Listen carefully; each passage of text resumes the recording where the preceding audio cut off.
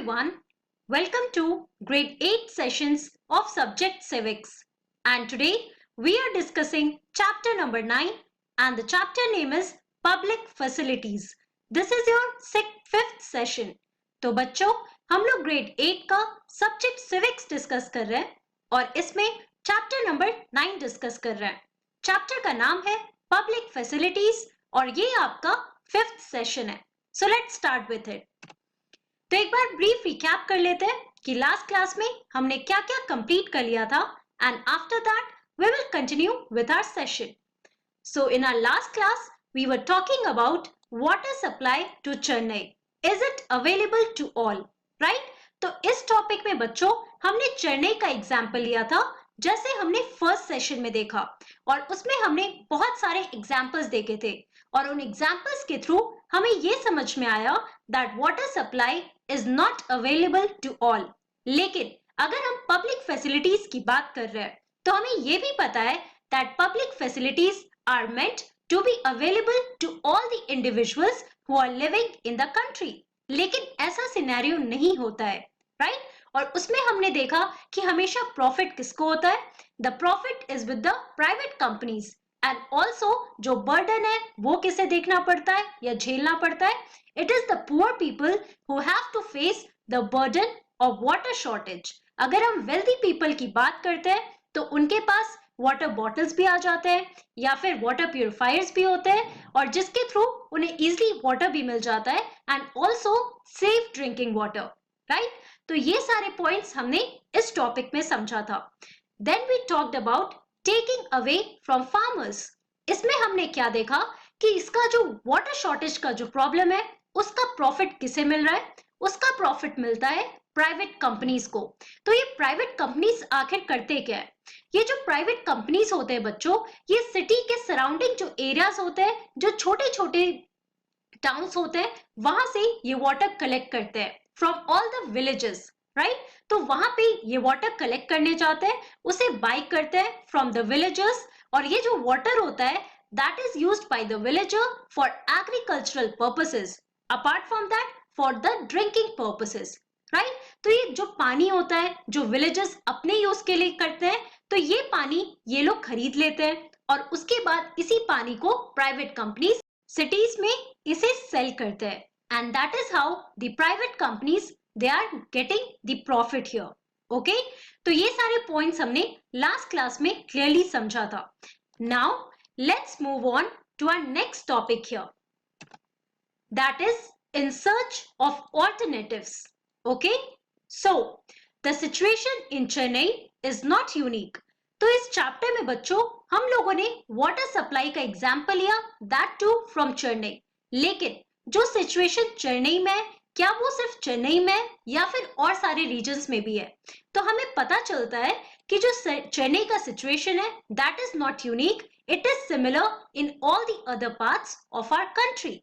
So a similar scenario of shortages and acute crisis during the summer months is common to other cities of India. तो ऐसा मत सोचना कि ये सिर्फ हमें चेन्नई में मिलता है. ये जो भी वाटर शॉर्टेजेस है, ये जो वाटर क्राइसिस है, ये हमें सिर्फ चेन्नई के रीजन में नहीं मिलता है, बल्कि अगर हम समर मंथ्स की बात करते हैं तो हम देखते हैं कि ये जो वाटर क्राइसिस है, ये वाटर शॉर्टेज है, ये आपको इंडिया में बहुत सारे सिटीज में मिलेगा.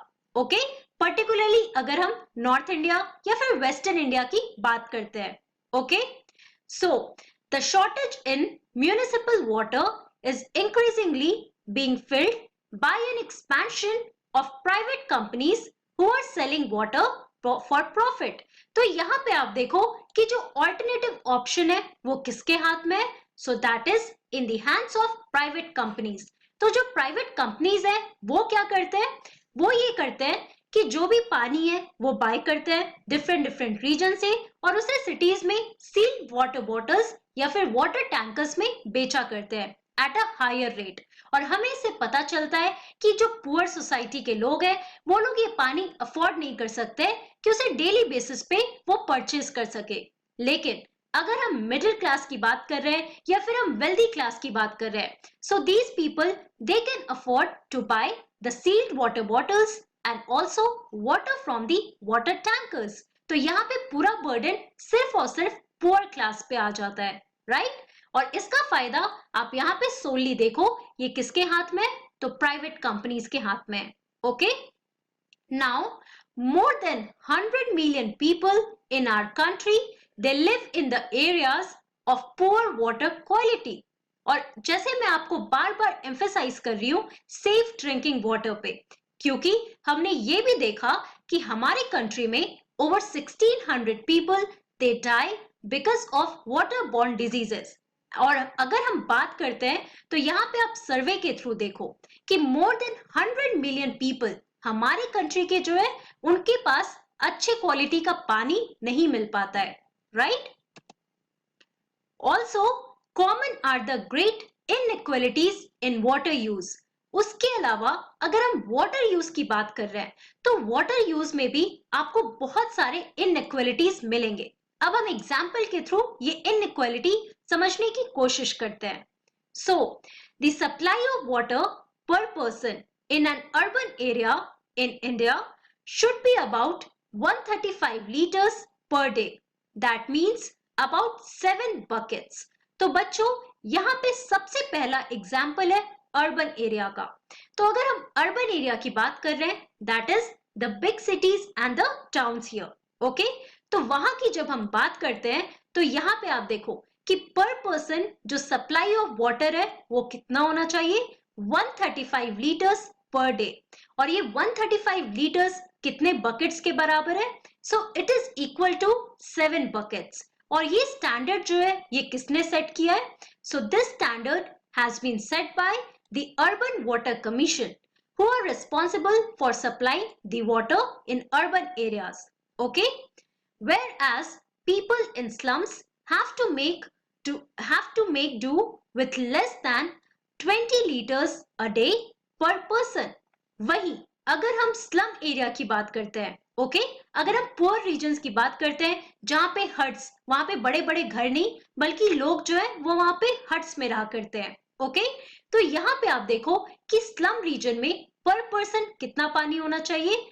It should be 20 litres. और ये 20 litres it is almost 1 bucket.